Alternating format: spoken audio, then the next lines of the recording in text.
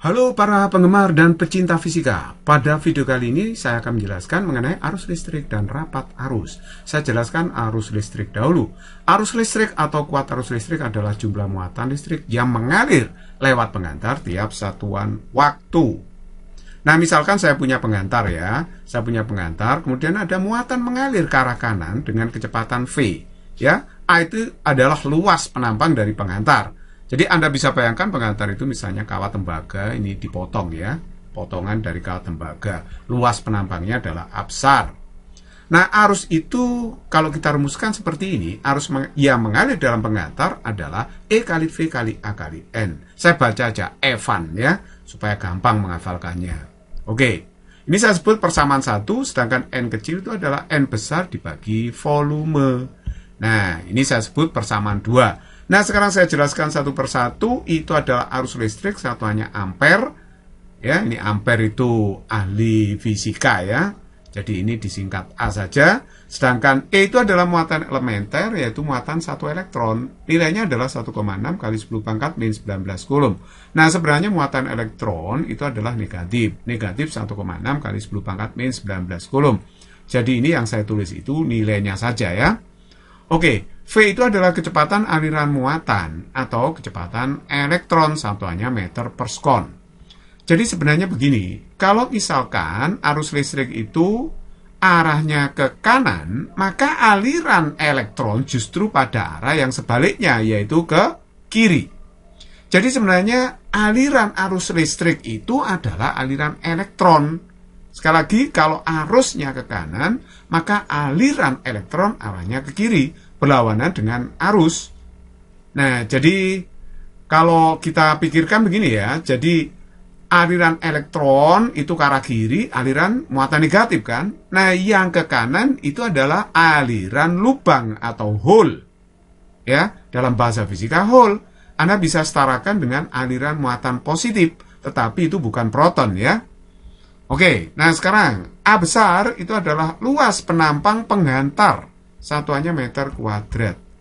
Nah, N kecil itu adalah jumlah elektron yang mengalir tiap satuan volume, satuannya adalah per meter kubik.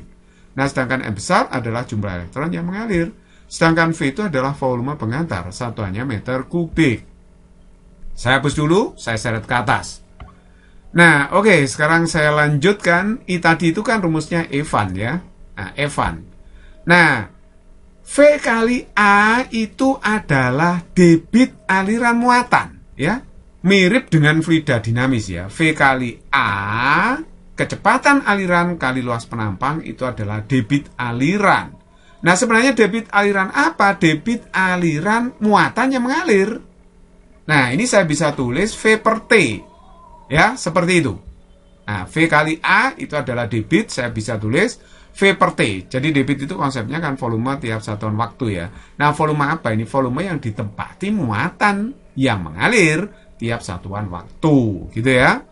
Oke, nah sekarang kalau saya turunkan N kecilnya itu kan N besar dibagi V. Berarti V per V habis ini.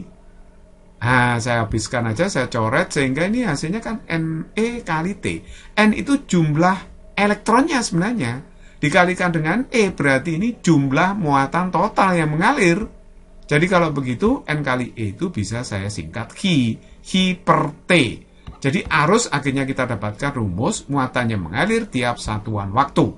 Saya hapus, saya seret ke atas. Nah, ini saya temukan rumus arus itu adalah muatan tiap satuan waktu. Nah, dengan N, jumlah elektron yang mengalir, itu adalah muatan yang mengalir berapa, seluruhnya dibagi dengan muatan satu elektron. Nah, ini sudah saya beri keterangan ya. I tadi adalah arus listrik, satuannya ampere. Q itu muatan total yang mengalir lewat pengantar, satuannya kulum. T itu waktu aliran, satuannya adalah sekon. Jadi C besar itu singkatan dari kulum. Itu pun ahli fisika ya. Oke. N di sini, N besar, jumlah elektron yang mengalir. E tadi adalah muatan. Ini muatan ya maksudnya. Satu elektron yaitu segini tadi. Oke, nah sekarang itu kan Q per T kalau arusnya konstan. Jadi tidak berubah. Dalam pengantar itu misalnya mengalir arus 2 ampere, ya 2 ampere terus panjang waktu. Ada kalanya arus itu berubah-ubah sehingga ada konsep arus rata-rata. Ya, I-nya itu bisa ditulis delta Q per delta T. Ya. Terus kemudian ada konsep arus sesaat. Jadi Q-nya nanti berupa fungsi waktu, kita turunkan dulu, kalau T-nya diketahui, dimasukkan nanti I-nya ketemu. Jadi arus saat itu pada T tertentu. Nah, yang kedua saya jelaskan mengenai rapat arus listrik. Rapat arus listrik adalah arus listrik yang mengalir dalam pengantar tiap satuan luas penampang. Nah, kalau saya rumuskan, misalkan di sini ada arus mengalir dalam pengantar, luas penampangnya di sini A, maka rapat arus listrik disimpulkan dengan J besar, itu adalah arus yang mengalir dibagi dengan luas penampang pengantar. Nah, ini sudah saya beri keterangan ya, J itu rapat arus listrik, satuannya ya ampere per meter kuadrat. Nah, I arus listrik satuannya ampere, sedangkan A itu luas penampang pengantar, satuannya meter kuadrat. Untuk lebih jelasnya saya akan berikan contoh soal. Arus listrik mengalir dalam pengantar yang memiliki jari-jari penampang 1 mm ya.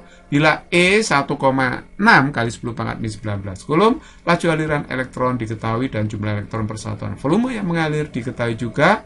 Berapa arus listrik yang mengalir dalam pengantar ini? Rapat arusnya berapa? Oke, kita jawab. Nah, ini pengantarnya ya, luas penampangnya A. Karena ini pengantar ini dianggap kawat, dipotong, maka luas penampangnya berbentuk lingkaran. Sehingga luas penampangnya bisa ditulis pi R kuadrat. Nah, pi-nya saya ambil 22/7, sedangkan jari-jarinya tadi 1 mm. 1 mm itu 10 pangkat min 3 meter. Ini saya jadikan meter ya. Saya kuadratkan. Jadi ini hasilnya 22/7 kali 10 pangkat min 6 meter kuadrat.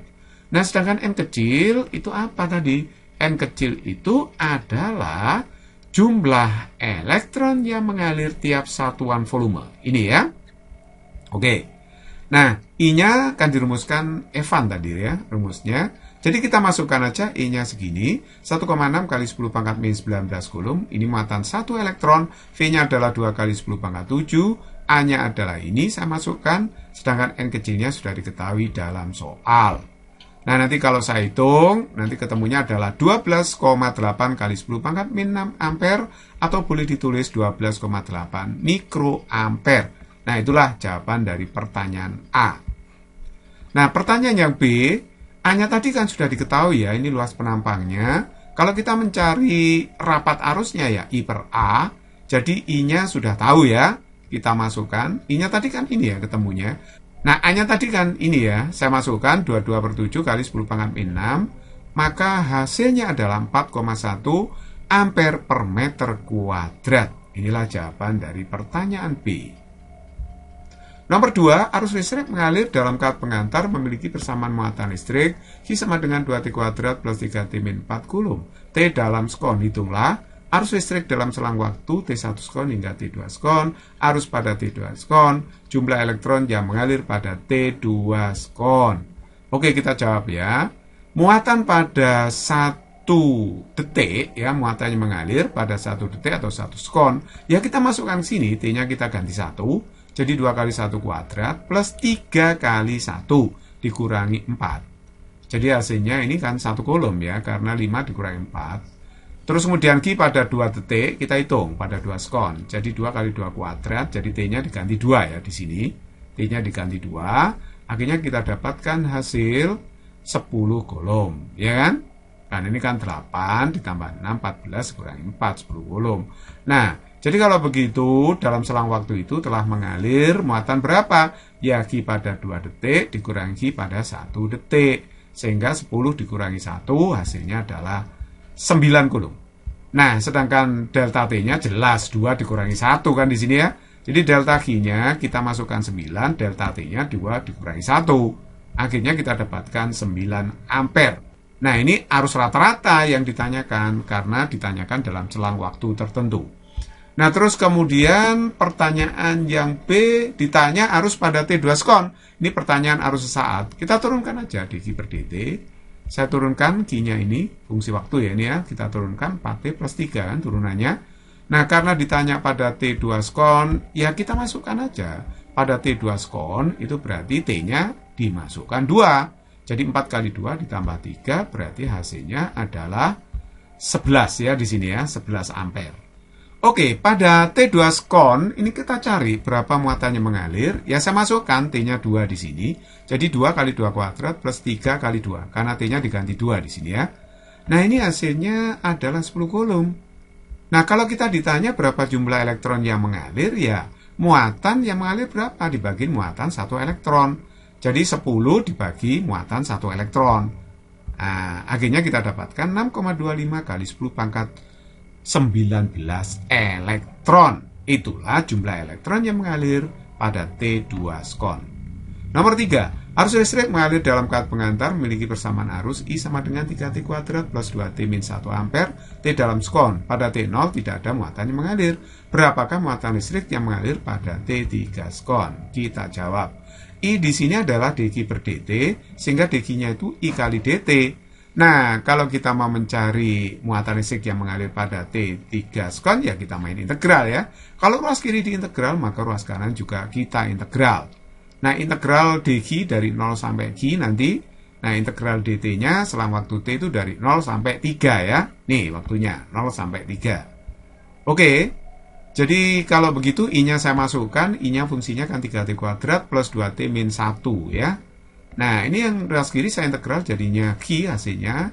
Batasnya 0 sampai Q, sedangkan ruas kanan hasil integralnya adalah T pangkat 3T kuadrat min T. Batas integrasinya 0 sampai 3. Oke? Nah terus kemudian ini saya masukkan Q-nya, lalu saya kurangi dengan 0. Hasil ruas kiri nanti Q. Nah ruas kanannya 3 saya masukkan dulu ya. Kita masukkan, T-nya kita ganti 3. Kemudian T-nya diganti 0. Kalau ini diganti 0, 0 hasilnya ini ya. Jadi kalau begitu Q-nya ketemu 33 kulum. Physics is very easy and fun.